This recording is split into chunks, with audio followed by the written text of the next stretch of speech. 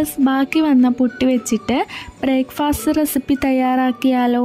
അതിനായിട്ട് പാനിൽ വെളിച്ചെണ്ണ ഒഴിച്ച് ചൂടാക്കിയിട്ട് 1 ടീസ്പൂൺ ചെറിയ ജീരകം, 1 ടീസ്പൂൺ വെളുത്തുള്ളി അരിഞ്ഞതും 1 ടീസ്പൂൺ ഇഞ്ചി ചതച്ചതും ചേർത്ത് ബ്രൗൺ നിറമാകുന്നത് വരെ വഴറ്റി കൊടുക്കുക.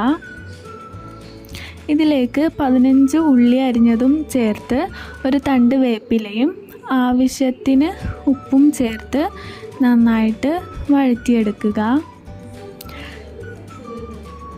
ഉള്ളിക്ക് പകരം സവാളയും ചേർക്കാവുന്നതാണ്.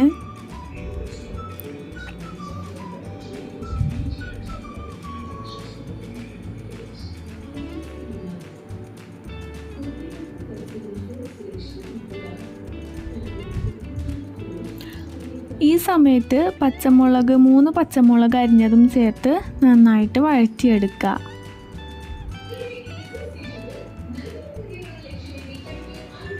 അപ്പോൾ നന്നായിട്ട് വഴന്ന് വന്നിട്ടുണ്ട്. ഇതിലേക്ക് 1/2 കപ്പ് തക്കാളിയും ചേർത്ത് നന്നായിട്ട് ഉടച്ചു കൊടുക്കണം. തക്കാളിയൊക്കെ നന്നായിട്ട് ഉടഞ്ഞു വരുന്ന രീതിയിൽ ആവണം.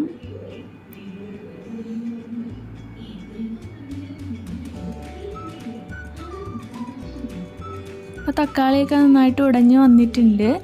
ഇതിലേക്ക് പൊടികൾ ചേർത്ത് കൊടുക്കുക. അപ്പോൾ 1.5 ടേബിൾ സ്പൂൺ മുളക് പൊടിയും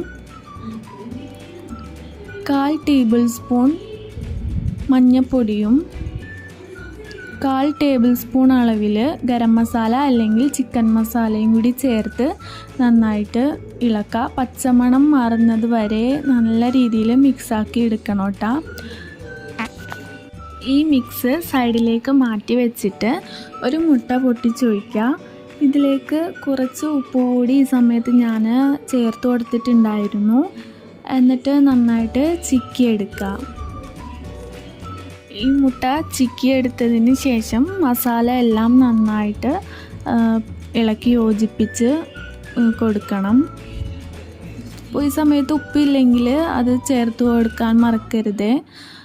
എന്നിട്ട് നമ്മൾ പൊടിച്ച് വെച്ച പുട്ടിൻ്റെ മിക്സ് ഉണ്ടല്ലോ, അത് ഇതിലേക്ക് ചേർത്ത് കൊടുത്തിട്ട് നന്നായിട്ട് മിക്സാക്കി കൊടുക്കുക. ഈ മസാല എല്ലാം കൂടി നന്നായിട്ട് മിക്സാക്കാം.